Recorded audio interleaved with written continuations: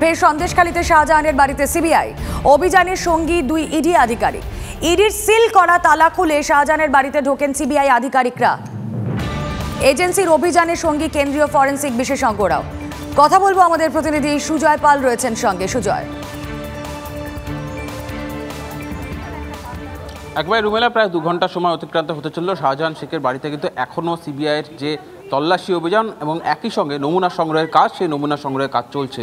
তার কারণ আজকে নিজাম প্যালেস থেকে যে টিম এসছে তার মধ্যে সিবিআই অফিসার ছাড়াও ইডি অফিসার এবং দিল্লি থেকে আসা, কলকাতা থেকে আসা সেন্টার ফরেন্সিক সায়েন্স ল্যাবের বিশেষজ্ঞ তারাও রয়েছে। একদিকে ঘরের ভেতরে ঢুকে তারা সেখানে তল্লাশি চালাচ্ছেন, তার পাশাপাশি ডিজিটাল এবং ফরেন্সিক এভিডেন্স তারা এই উঠোন, অর্থাৎ শাহজাহান শেখের বাড়ির যে উঠোন, সেখান থেকে তারা সেই সমস্ত নমুনা সংগ্রহ করার চেষ্টা করছেন। তার কারণ ইতিমধ্যেই 2 মাস অতিক্রান্ত হয়ে গেছে এবং মূল যে আক্রমণের ঘটনা, সেই আক্রমণের ঘটনার মূল নমুনা পাওয়া কার্যত অসম্ভব। সেই কারণেই পারিপার্শ্বিক তথ্য প্রমাণ এবং ডিজিটাল এবং ফরেন্সিক এভিডেন্সের উপরই ভরসা করছে তদন্তকারীরা। আমরা দেখলাম শাহজাহান শেখের বাড়ির ঠিক সামনে, ঠিক উঠোনের যে অংশটা, সেখানে তারা 3D স্ক্যানার, 360 ক্যামেরা এবং 3D স্ক্যানার সেইটা বসিয়ে তারা এই বাড়ির অংশের বিভিন্ন জায়গার বিভিন্ন নমুনা এবং একই সঙ্গে মাপযোগ করেন এবং তার মাধ্যমে তারা মূলত বিভিন্ন ধরনের ডিজিটাল এবং ফরেন্সিক এভিডেন্স সংগ্রহ করার চেষ্টা করছেন।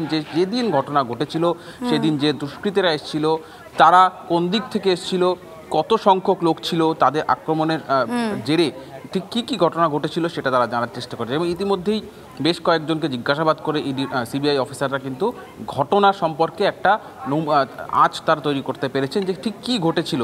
সেই নমুনার ওপর ভিত্তি করে সেই যে বয়ান, সেই বয়ানের উপর ভিত্তি করেই এই মুহূর্তে কাজ চলছে। একদিকে যেমন শাহজাহান শেখের বাড়িতে চলছে, তার পাশাপাশি সরবেরিয়ায় শাহজাহান শেখের যে বাজার, সেখান থেকেও নমুনা সংগ্রহ করার কাজ চলছে। তার কারণ গত 5 জানুয়ারি এই 2 জায়গাতেই আক্রমণের ঘটনা। একেবারে সুজয়, আমাদের সেদিকেই নজর থাকবে। একদিকে যখন সিবিআই এর খাঁচায় সন্দেশখালীর বেতাজ বাদশাহ, তখন সন্দেশখালীতে শাহজাহানের ডেরায় পৌঁছে গিয়েছে কেন্দ্রীয় এজেন্সি। সেখান থেকে কি তথ্য উঠে আসে অবশ্যই আপনাদেরকে ডিটেল আপডেট দিতে থাকবো।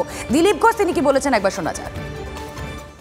যতক্ষণ যেখানে ওর টাকা পয়সা আছে, 13 কোটি টাকা মাত্র এখন বাজেয়াপ্ত হয়েছে, এরকম 600 কোটি টাকা আছে, বিভিন্ন জায়গায় ইনভেস্ট আছে, কলকাতা পর্যন্ত বিভিন্ন ব্যবসায়ীদের কাছে ইনভেস্ট করেছে, জমি জায়গা বাড়ি ভেড়ি সব কিনে রেখেছে। তো যত তদন্ত এগোবে সব বেরোবে, ওখানকার লোকই বলে দেবে। আর এদিকে তমলুকে অভিজিৎ গাঙ্গুলির হয়ে দেওয়াল লিখন বিজেপির। তমলুক কেন্দ্রে বিজেপির প্রার্থী হতে পারেন অবসরপ্রাপ্ত বিচারপতি। ছবিটা একবার দেখুন। বিজেপিতে যোগ দিতে না দিতেই দেওয়াল লিখন শুরু হয়ে গিয়েছে প্রাক্তন বিচারপতির নামে। এটা তমলুকে যে ছবি আপনারা দেখতে পাচ্ছেন। তমলুক কেন্দ্রে বিজেপির প্রার্থী হতে পারেন অবসরপ্রাপ্ত বিচারপতি, তবে এখনো গেরুয়া শিবিরের তরফে নাম ঘোষণা করা হয়নি, কিন্তু তার আগেই শুরু হয়ে গিয়েছে প্রচার। কথা বলবো, কনিষ্ক মাইতি রয়েছেন আমাদের সঙ্গে। কনিষ্ক, এক্সক্লুসিভ ছবি আমরা আমাদের দর্শকদের দেখাচ্ছি, কিন্তু এখনো পর্যন্ত প্রার্থীর নামই ঘোষণা হয়নি, কিন্তু এই দেওয়াল লিখন খুবই তো অর্থবহ।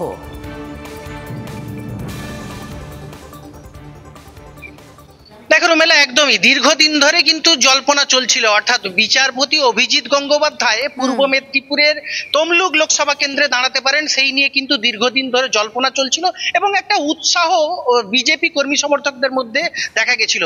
আর কার্যত দেখা গেল এখনো কিন্তু তমলুক লোকসভার যে প্রার্থী হবে সেটা বিষয়ে কিন্তু রাজ্য থেকে বা কেন্দ্রীয়ভাবে কোনো রকম ঘোষণা করা হয়নি। নির্বাচনী কমিটি এখনো কিন্তু নাম ঘোষণা করেনি। সেক্ষেত্রে দেখা যাবে কোনো না কোনোভাবেই নিশ্চয়ই বিজেপি কর্মী সমর্থকরা বা সাংগঠনিক নেতৃত্বরা তারা নিশ্চয়ই কোনো রকম ইঙ্গিত পেয়েছেন। সেই ইঙ্গিতের উপরে ভর করেই দেখা যাচ্ছে তমলুক শহরে, নন্দকুমারে, নন্দীগ্রামের হরিপুরে বিভিন্ন জায়গায় অভিজিৎ গঙ্গোপাধ্যায় নামে ফ্লেক্স, দেওয়াল লিখন হচ্ছে। অবশ্যই একটা পূর্ব মেদিনীপুর জেলা রাজ্য রাজনীতির হটস্পট, রাজনীতির বিশেষ করে নন্দীগ্রামের জেলা বলে কথা, সেই জায়গাতে 2টো কেন্দ্র এবারে রাজ্য রাজনীতির বিশেষ যে নজর থাকবে সেটা আর বলার অপেক্ষা রাখে না। নজর থাক সেদিকেই আপাতত। ধন্যবাদ। ভোট যুদ্ধের সব খবর একমাত্র আপনারা পাচ্ছেন TV9 বাংলায়। আর এদিকে সৌমিত্র খাঁকে ফের জুতো লাঠি পেটা করার নিদান ওন্দার তৃণমূল নেতা। লোকসভা ভোট যত এগোচ্ছে ততই বাঁকুড়ায় লাগামহীন শাসক নেতারা। জনগর্জন সভার প্রস্তুতিতে ওন্দায় একই ছবি। ওন্দা বাজারে একটি পথসভায় বক্তব্য রাখছিলেন তৃণমূল নেতা মণিশঙ্কর মুখার্জি। তার হুঙ্কার, 100 দিনের কাজের টাকা কেন্দ্রের সরকার দেয়নি। সৌমিত্র ফের প্রার্থী হয়েছেন, এবার আপনাদের সুযোগ টাকা আদায় করে নেওয়ার। সৌমিত্র খাঁ ভোট প্রচারে গেলে তাকে ঘিরে রাখবেন, প্রয়োজনে ঝাঁটা আর জুতো পেটা করবেন। পরে তার দাবি, মঞ্চে কিচ্ছু ভুল বলেননি। বিজেপির পাল্টা হুঁশিয়ারি, কে কাকে জুতো মারে তা সবাই দেখতে পাবে। সৌমিত্র খাঁ যখন আপনাদের এলাকায় আসবে তখন আপনারা ওকে ঘেরাও করবেন, ওকে প্রয়োজন হলে জুতো লাঠি এবং জুতো পিটা করে খেলাবেন, বলবেন আমাকে টাকা ব্যাংকে ফেরত দাও, তারপর আপনি এলাকা ছাড়বেন, নাহলে এলাকা ছাড়তে দেবেন না।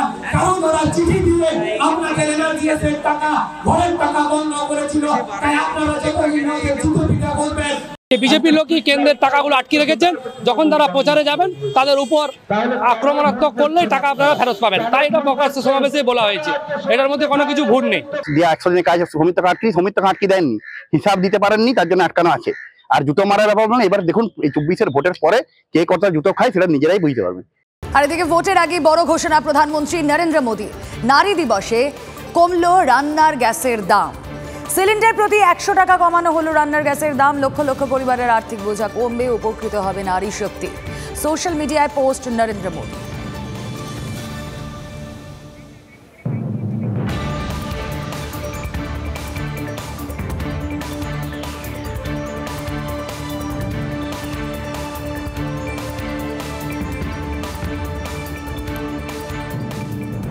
আর খুব স্বাভাবিকভাবেই এই সিদ্ধান্ত কতটা জনমুখী, কি বলছেন সাধারণ মানুষ, এই বক্তব্য শুনবো। পাশাপাশি শুনবো কিছু পলিটিক্যাল রিয়াকশন, কি বলছেন নিশীথ প্রামাণিক, কি বলছেন শান্তনু সেন। ভীষণ খুশি। আমরা তো মধ্যবিত্ত বাড়ি থেকে বিলং করি, তো এই যে করেছে 100 টাকা কম করেছে, সেটার জন্য আমরা খুবই উপকৃত হয়েছি। এখন গ্যাসের দামটা যেটা কমিয়ে দিয়েছে সেটা ঠিক আছে, কিন্তু আজ এইটা কি শুধুমাত্র ভোটকে কেন্দ্র করেই কমানো হয়েছে? আমাদের মধ্যবিত্ত সমাজে তো মনে হচ্ছে এটা ভোটের জন্যই কমানো হলো, নইলে এতদিন কমেনি। 100 টাকা করে গ্যাসের দাম কমিয়েছেন, এই জন্য আমরা খুবই খুশি। কেননা গ্যাসের দামটা যদি আরেকটু কমতো তাহলে আরেকটু আমরা খুশি হতাম। এই রান্নার গ্যাসের দামটা আর একটু কমলে হয়তো ভালো হবে, গরিব মানুষের পক্ষে অনেকটা সুবিধা হবে। যদি এই দামটা যদি আরেকটু কমানো যেত খুব ভালো হতো। আর এই যে পেট্রোল ডিজেলের দামটা খুব বেশি পরিমাণে বৃদ্ধি পাচ্ছে, সেটার দিকেও যদি একটু নজর দেন তাহলে আমরা সাধারণ মানুষ খুব উপকৃত হই। মহিলা দিবসে আজকে সত্যি এটা একটা বলবো সারপ্রাইজিং গিফট। ভোটের লক্ষ্যে মমতা বন্দ্যোপাধ্যায় পেট্রোলের দাম কমিয়ে দিক না, এখানে স্টেট গভর্নমেন্টের খাতায় আসে, সেখান থেকে কমিয়ে দিক না কিছু, তাহলে বোঝা যাবে যে হ্যাঁ ওনারাও কিছু করতে পারেন। এই ধরনের নির্বাচনী গিমিক দেশের মানুষ আগে বহু দেখেছে। দেশের মানুষ জানে 2014 সালে বিজেপি ক্ষমতায় আসার আগে রান্নার গ্যাসের দাম ছিল 400 টাকা, সেটা বিজেপির আমলেই 1200 টাকা হয়েছে। আবার এই ধরনের সস্তার চমক ভারতবর্ষের মানুষ দেখেছে। তারা দেখেছে উত্তরপ্রদেশের নির্বাচনের আগে কিভাবে 2 মাস পেট্রোল ডিজেলের দাম বাড়েনি, তারপর নির্বাচন হওয়ার পর ফলাফল ঘোষণার আগেই তারা দাম বাড়িয়ে দিয়েছে। সুতরাং এবারও ভারতবর্ষের মানুষ জানে এই সস্তার গিমিক, তারা 100 টাকা কমিয়েছে, নির্বাচন হবে, ফলাফল ঘোষণার আগেই দেখবেন 200 টাকা দাম বাড়িয়ে দিয়েছে। আর এবার যে খবরের দিকে নজর রাখবো, অত্যন্ত গুরুত্বপূর্ণ খবর। সন্দেশখালীতে শুভেন্দু অধিকারীর সভার অনুমতি দিল হাইকোর্ট। এই মিটিং করতে না দিয়ে কাকে রক্ষা করতে চাইছেন? রাজ্যকে প্রশ্ন করেছেন বিচারপতি জয় সেনগুপ্ত। কথা বলবো, শ্রাবন্তী সাহা রয়েছেন সঙ্গে। শ্রাবন্তী, দেখো এর আগেও একাধিক ইস্যুতে রাজ্যকে এভাবেই প্রশ্নের মুখে পড়তে হয়েছে আদালতে। আরও একবার শুভেন্দু অধিকারীর সভা নিয়ে কি পর্যবেক্ষণ হাইকোর্টে? দেখো, 10ই মার্চ নাজাটের সুন্দরখালীতে সকাল 9টা থেকে সন্ধ্যে 7টা পর্যন্ত শুভেন্দু অধিকারী সভা করতে চেয়েছিলেন, কিন্তু তিনি যে মুহূর্তে আবেদন করে পুলিশ জানায় যে সেখানে 144 ধারা রয়েছে। মামলা করার পরে দেখা যায় যে মুহূর্তে শুভেন্দু অধিকারী এই আবেদন করেছেন তার ঠিক আগে 144 ধারা জারি করা হয়েছে। এই ধরনের ইন্টেনশন নিয়ে প্রশ্ন তুলেছেন বিচারপতি। তার বক্তব্য, যেখানে এতদিন পর্যন্ত সুন্দরখালীতে কোনো গন্ডগোল ছিল না, সেখানে 144 ধারা ছিল না, হঠাৎ করে মামলাকারী যেহেতু সেখানে সভা করতে চান, তার জন্য কি এই 144 ধারা প্রয়োগ করা হচ্ছে? এটা কি কোনোভাবে অস্বীকার করা যায়? তাই আপাতত 10ই মার্চ 10টা থেকে বিকেল 5টা পর্যন্ত তিনি সভা করতে পারবেন। সভা থেকে যদিও কোনো উস্কানিমূলক মন্তব্য করা যাবে না, নির্দেশ বিচারপতি জয় সেনগুপ্তর।